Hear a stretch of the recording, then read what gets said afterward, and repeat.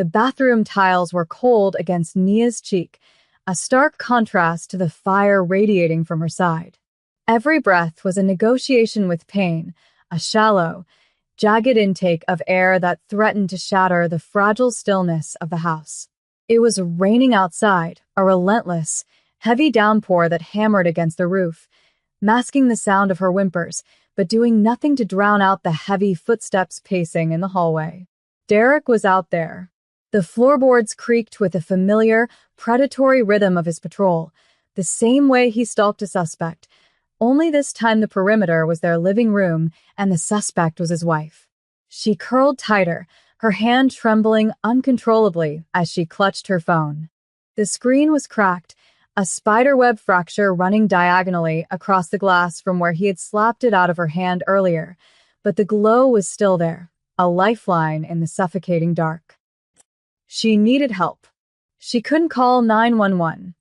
Derek was the law. The last time she had tried, the responding officers had shared a beer with him on the porch while she iced her lip in the kitchen. She needed family. Her vision blurred, tears mixing with the blood trickling from a cut above her eyebrow. Her thumb hovered over the contact list, aiming for her brother's name, but the tremors in her hand were violent, born of shock and adrenaline. She tapped a number, her coordination failing her, and didn't check the digits before her thumbs flew across the keyboard. It was desperation distilled into text. "He broke my ribs. I can't breathe. Please help me." She hit send and let the phone slide from her grip, her head falling back against the porcelain tub. The silence that followed was heavy, filled only by the ominous thud of Derek's boots stopping just outside the bathroom door. The handle jiggled. "Locked. For now." The phone buzzed against the tile, a single vibration that felt like a gunshot in the quiet. Nia flinched, terrified that Derek heard it. She dragged the phone back to her face, squinting through the swelling of her left eye. The message wasn't from her brother. The number was unfamiliar, an international code she didn't recognize, followed by a local relay. The reply had come within seconds. "Who is this?" Nia's heart hammered against her bruised ribs. A wrong number. She had cast a message in a bottle into the ocean, and it had washed up on the wrong shore. She didn't have the energy to type an apology. She was going to pass out. She let her eyes close. The phone buzzed again, insistent. "Send your location." The command was blunt. Then a third message, terrifyingly precise. "If you are hurt, tell me where you are. I have resources." She didn't know why. Perhaps it was the dying embers of her survival instinct or the fatalism of someone who knew the door wouldn't hold much longer, but she sent the location pin. A minute later, the screen lit up with a final message. "I'm on my way. Do not unlock the door." Derek's voice cut through the wood, calm and terrifyingly professional. "Nia." "Open the door. You're creating a disturbance." It was his cop voice, detached, authoritative, the voice that made juries trust him and criminals fear him. He didn't sound angry anymore, which was worse. He sounded like he was managing a situation. "I know you're in there texting. Who are you telling lies to? You know what happens when you involve outsiders." He kicked the bottom of the door, a sharp, controlled strike meant to test the frame. Wood splintered. Nia dragged herself into the corner, wedging her body between the toilet and the wall. She watched the door frame flex. He would be in soon. She looked at the phone. The unknown number had gone silent. She had summoned a stranger to a slaughter. Or perhaps she had just screamed into the void. The rain intensified, sounding like gravel thrown against the siding, a chaotic symphony to accompany the inevitable violence. The waiting was a distinct form of torture. 10 minutes passed. Derek had stopped kicking and had gone to the garage, likely to retrieve the toolkit he used to dismantle locks without leaving evidence. The silence of the house was suffocating. Nia focused on the pattern of the floor tiles, trying to disassociate from the pain in her torso. Then the atmosphere shifted. It wasn't a sound, but a change in pressure. The rain outside seemed to be competing with a low, rhythmic thrumming that vibrated the toothpaste on the sink's edge. Tires on gravel. heavy tires. Not a patrol car. The sound of an engine cutting off was followed by the slam of car doors. Not one, but several, sharp and synchronized. Derek heard it too. His footsteps in the hallway stopped. "Who the hell is that?" he muttered, his voice drifting through the cracks. The front door, which Derek had locked with his obsessive triple deadbolt routine, shuddered. There was no knock.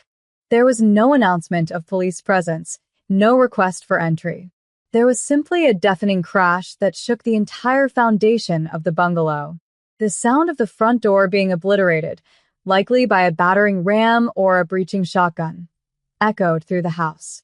Nia gasped, clutching her chest as the shockwave of noise hit her. Then came the shouting, but it wasn't the chaotic yelling of a brawl. It was Derek screaming, "Police officer, put the weapon down. I am a..." His voice was cut off by a sickening thud, wet and heavy, followed by the clatter of his service weapon sliding across the hardwood floor. The silence that followed was absolute, terrified, and cold. Then, footsteps. These were not the heavy, plodding boots of her husband. These were soft, quick, expensive leather soles moving with fluid purpose. "Check the perimeter. Nothing leaves this house," a voice commanded. It was a baritone, smooth as velvet but edged with razor wire. It wasn't loud, yet it carried through the house with terrifying clarity. "Find her." The footsteps moved closer to the bathroom. Nia stopped breathing. She saw the shadow under the door change. Someone was standing there. The ruined lock, already weakened by Derek, gave way with a gentle push. The door swung open. Standing in the threshold was a man who looked like he had walked out of a high-stakes boardroom and into a war zone. He was Korean, dressed in a bespoke charcoal suit that was currently damp with rain. His face was unreadable, carved from cold marble, but his eyes swept the room with the intensity of a weapon sight. He spotted her wedged in the corner, blood on her face, terror in her eyes. He didn't smile. He didn't flinch. He simply lowered his gun, a matte black pistol with a suppressor, and stepped into the room, filling the small space with the scent of ozone, gunpowder, and expensive sandalwood. "You are the one who texted," he stated, not asking. He crouched down, disregarding the blood on the tiles that might stain his trousers. Up close, Nia could see the sharp line of his jaw and the cold fury simmering behind his dark eyes. He wasn't looking at her like a victim. He was looking at her like a broken object that had been stolen. "My name is June.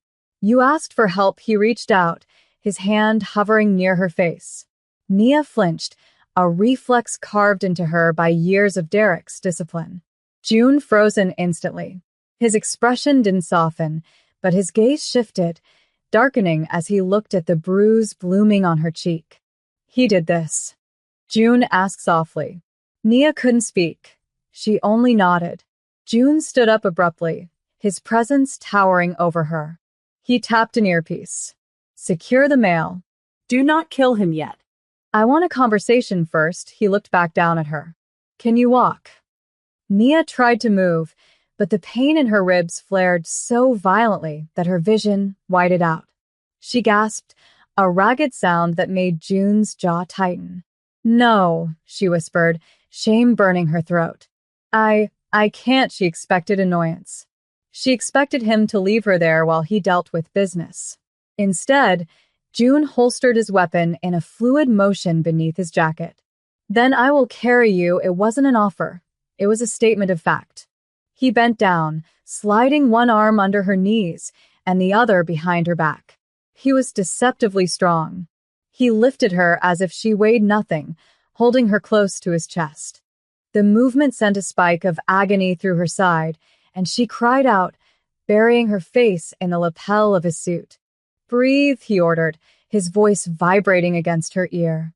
"I have you. We are leaving." June carried her out of the bathroom and into the hallway. The house, usually a shrine to Derek's control, was now a wreckage site. The front door was lying flat in the entryway. Mud and rain streaked the pristine floors. But it was the living room that stopped Nia's heart. Derek was on his knees, zip-tied, blood streaming from his nose. Two men in tactical gear stood over him, faces covered, rifles at the ready. Derek looked up as June walked past, his eyes widening when he saw Nia in the stranger's arms. Nia?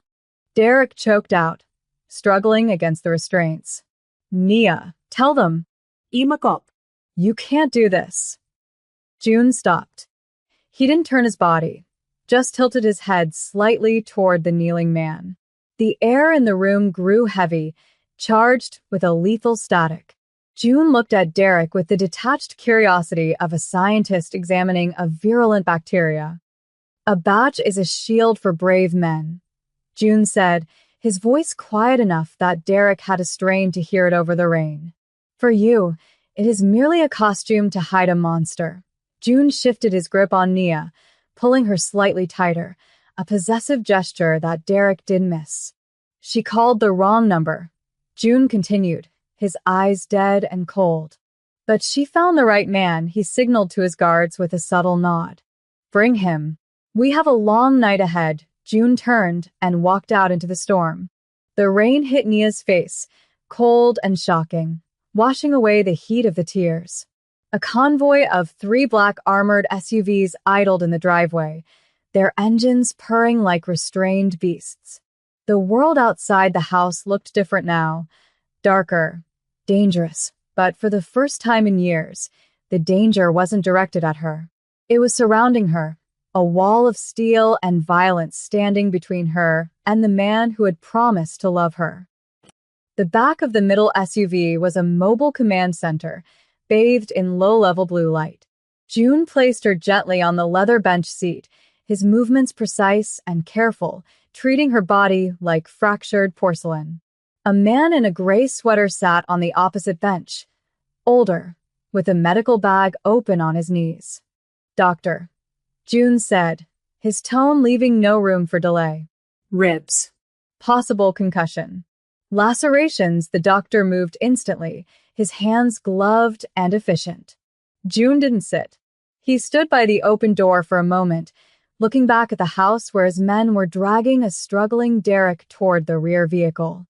Nia shivered, her teeth chattering from shock and the cold rain.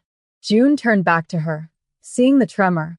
He stripped off his suit jacket, revealing a white dress shirt and a shoulder holster, and draped the heavy, warm wool over her shoulders. It smelled like him, power, rain, and something metallic. We're going to a secure location, June said, climbing in and signaling the driver. The heavy door thudded shut, sealing out the sound of the storm and Derek shouting. The silence inside the vehicle was hermetic. My medical team will assess you fully when we arrive.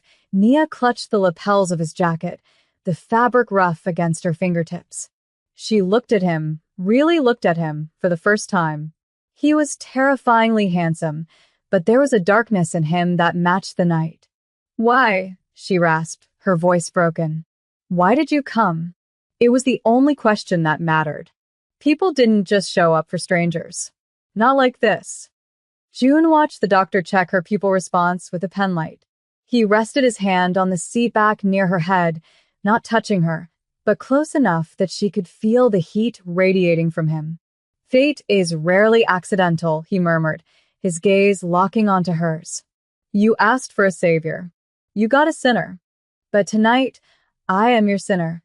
He reached into a cooler compartment and pulled out a bottle of water, cracking the seal. Your husband is police. That complicates matters.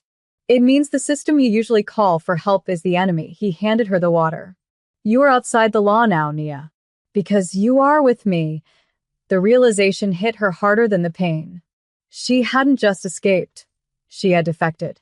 She had traded a domestic prison for a criminal empire.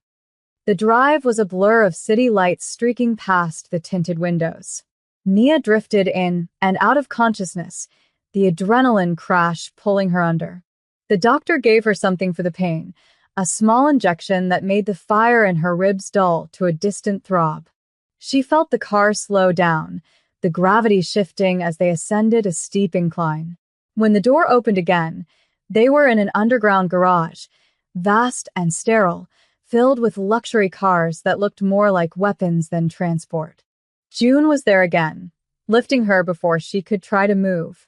He carried her to a private elevator. The numbers climbed, higher and higher, leaving the grit of the street far below. The doors opened directly into a penthouse that spanned the entire floor. It was a fortress of glass and steel, overlooking the city skyline.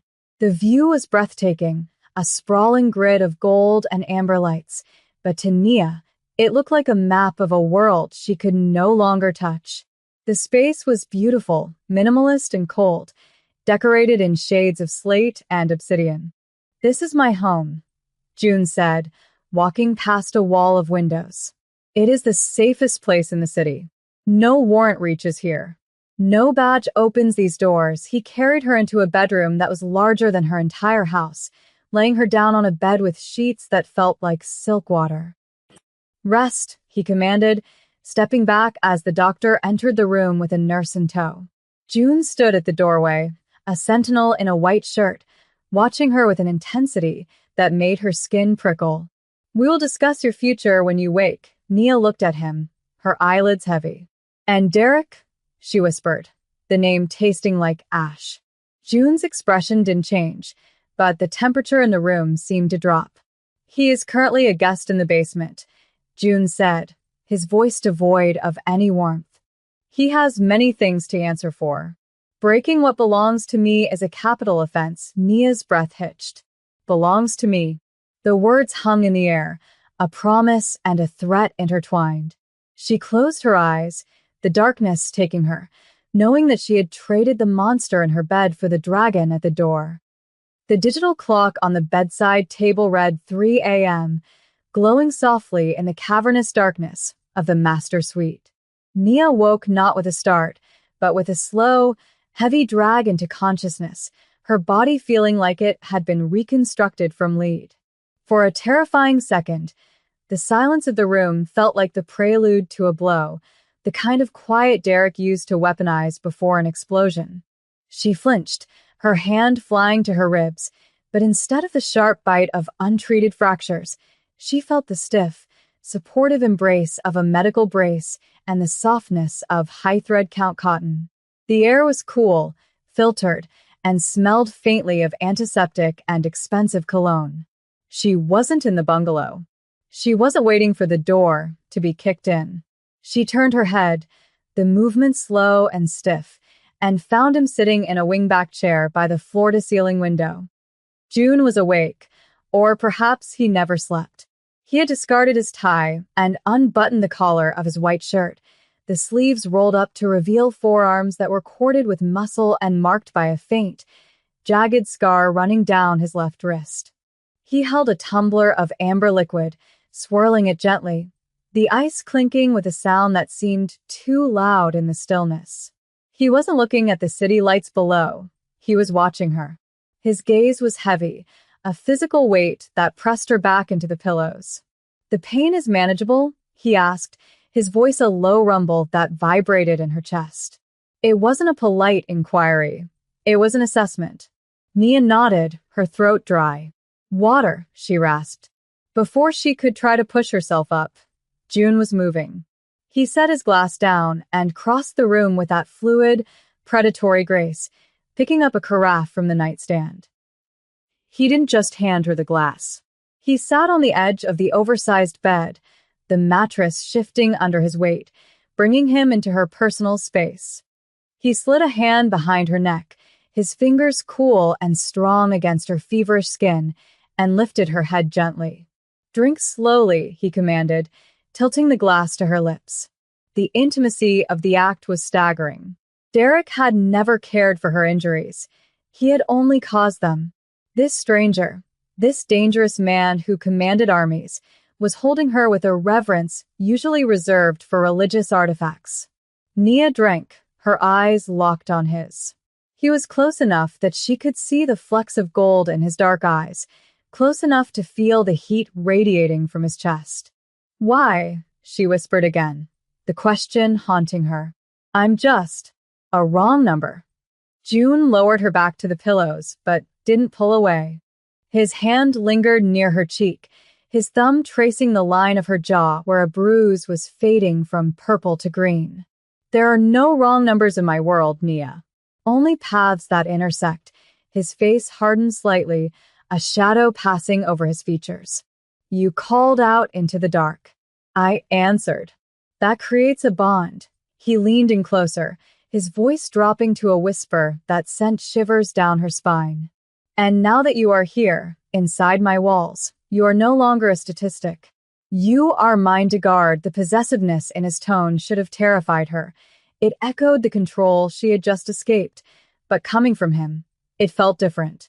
It didn't feel like a cage. It felt like a fortress. He stood up, breaking the spell, and walked back to the window. Sleep. The wolves are outside, but I am the hunter in this house. 2 days bled into 3. The penthouse was a world unto itself, a suspended reality disconnected from the timeline of the city below. Nia's recovery was measured in small victories, sitting up without gasping, walking to the bathroom without the room spinning, and the slow, terrifying return of her appetite. She hadn't seen a phone or a television. June had isolated her completely, a digital detox enforced by armed guards at the elevator. But he was always there. He worked from a massive glass desk in the living area, speaking in rapid-fire Korean into a headset or reviewing documents with a lethal intensity. He never raised his voice, but the tension that radiated from him when he was working was enough to make the air thin. On the 4th night, the rain returned, lashing against the panoramic windows. Nia walked out into the living area, wrapped in a silk robe June had provided, black, obviously, matching the monochromatic aesthetic of his life. She found him standing on the balcony. The glass doors slid open to admit the damp, electric air of the storm. He wasn't wearing a jacket, the wind whipping his shirt against his torso. He looked like a statue carved from solitude. Nia hesitated, then stepped out into the cold. June. The wind stole her voice, but he heard. He turned, and for the first time, she saw fatigue etched around his eyes. He held a phone in his hand, not his, but a new one, a sleek, silver device. Your husband's precinct has declared him missing under suspicious circumstances, June said, his voice flat. He walked over to her, blocking the wind with his body. He held out the phone. The narrative is being controlled. They believe he was taken by a rival gang. They do not know about you yet. Nia stared at the device. It was a lifeline, but also a test. My family, she started. They don't know, June nodded. This phone is encrypted. It cannot be traced by the police or the federal agencies looking for your husband. You may call your brother. Tell him you left. Tell him you are safe. Do not tell him where. He placed the phone in her hand, his fingers closing over hers. Why can't I tell him? Nia asked, fear spiking. Because if they find you, they find me, June said, his eyes locking onto hers with intense gravity. And if they find me, this sanctuary becomes a battlefield. He stepped closer, crowding her against the glass railing. The city sprawled below them, a grid of lights that felt a million miles away. I have enemies, Nia. Powerful ones. By bringing you here, I have painted a target on this building. He reached out, tucking a stray curl of hair behind her ear, his touch lingering on her neck. I did it willingly. But you must understand the price of this safety. You are hidden. You are a ghost. You belong to the shadow now. He waited, giving her the choice to reject the phone, to reject the terms. Nia looked at the screen, then at the man who stood between her and the abyss. She realized with a jolt that she didn't want to leave. She wanted to burn the bridge back to her old life. She unlocked the phone. The dynamic in the penthouse shifted after the phone call. An unspoken contract had been signed. Nia wasn't just a refugee. She was a resident. She began to move through the space with more confidence, no longer hugging the walls like a frightened animal. But the shadow of Derek hung over them, a ghost that refused to be exorcised. One evening, while June was cooking, something she found shockingly domestic for a man who killed people for a living. She sat at the kitchen island, watching his precise knife work. He was slicing vegetables with the same surgical focus he applied to his operations. "Where is he?" Nia asked. She didn't need to say the name. The knife stopped moving. June didn't look up, his gaze fixed on the cutting board. "He is secure," June replied, the temperature in the kitchen dropping instantly. "He is alive, if that is your concern." Nia shook her head, a sudden surge of anger overcoming her fear. "That's not my concern. I want to know if he can hurt me again. I want to know if he's coming back." June set the knife down with a deliberate click. He wiped his hands on a towel and walked around the island until he was standing directly in front of her. "He will never touch you again," June said, his voice dropping to that dangerous velvet register. "I have dismantled his life. His badge is gone. His reputation is ash. He is currently learning the definition of helplessness." June placed his hands on the counter on either side of her, trapping her. He leaned in, his face inches from hers. "But you're still afraid. I see it when you sleep. I hear you cry out." His expression softened, a crack in the armor. "I cannot erase the past, Nia. I can only butcher the future until it is safe for you." He reached out and took her hand, placing it flat against his chest, right over his heart. It beat steady and slow, a heavy rhythm of controlled violence. "You asked for a protector," he murmured, his eyes searching hers. "I am not a good man. I have done things that would make you scream. But for you, I am a wall. I am the weapon you point at the world." The air between them crackled with tension, a mix of fear and undeniable attraction. Nia felt drawn to the darkness in him because it recognized the darkness in her own trauma. "And what do you want in return?" she whispered, her breath hitching. June's eyes darkened, his gaze dropping to her lips before snapping back to her eyes. "Everything," he said simply.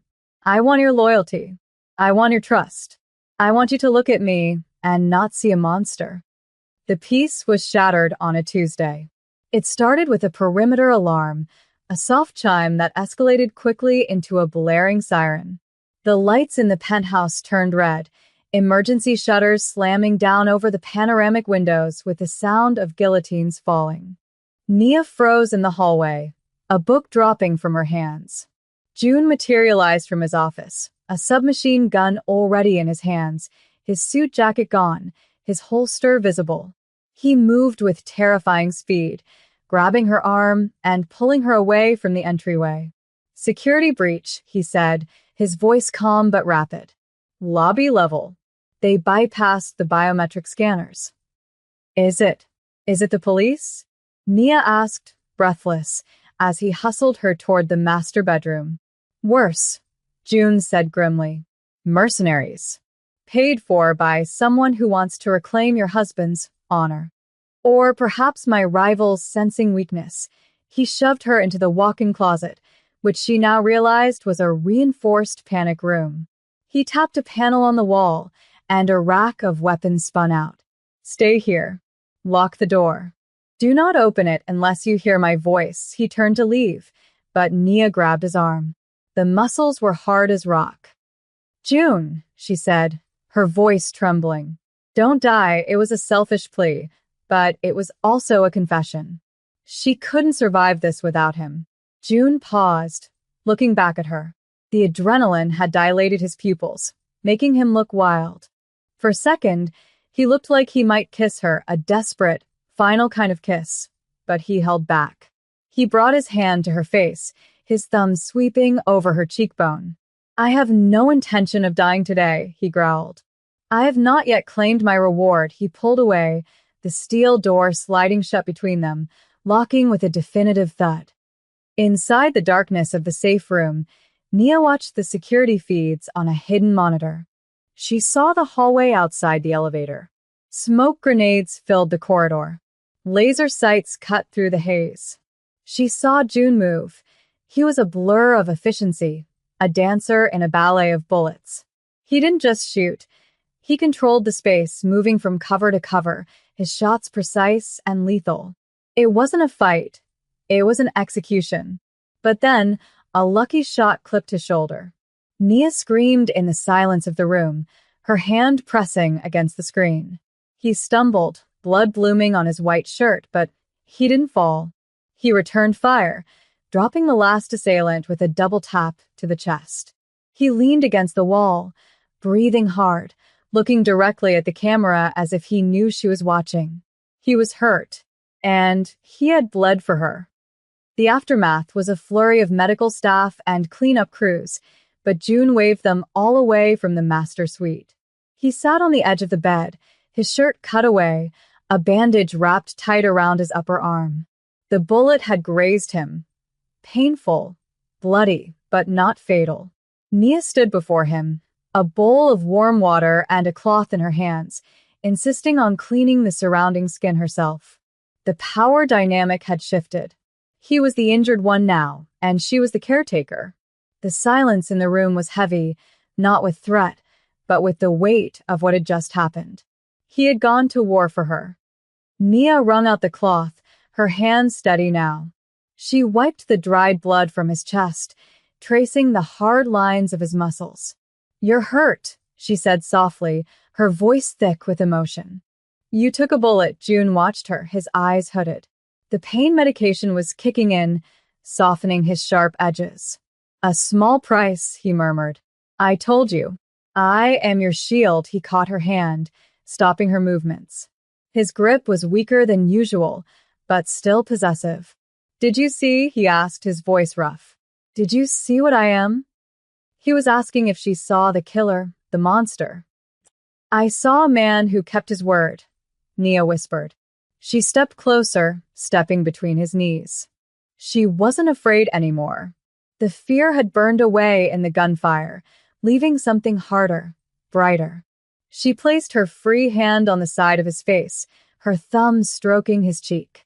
"You didn't ask for a savior." She echoed his earlier words, reclaiming them.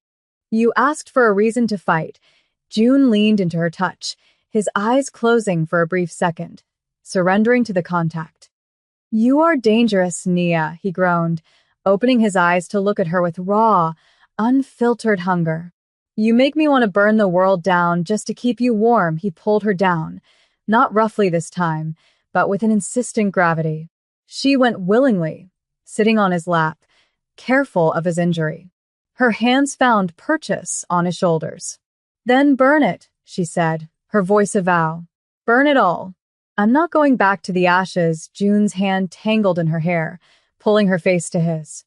When he kissed her, it tasted of iron, whiskey, and a dark, terrifying promise. It wasn't a sweet ending. It was a declaration of war against anyone who would try to separate them. They were no longer survivor and rescuer. They were accomplices. And as the rain continued to hammer against the glass, washing the city clean, Nia knew she had finally found the right number.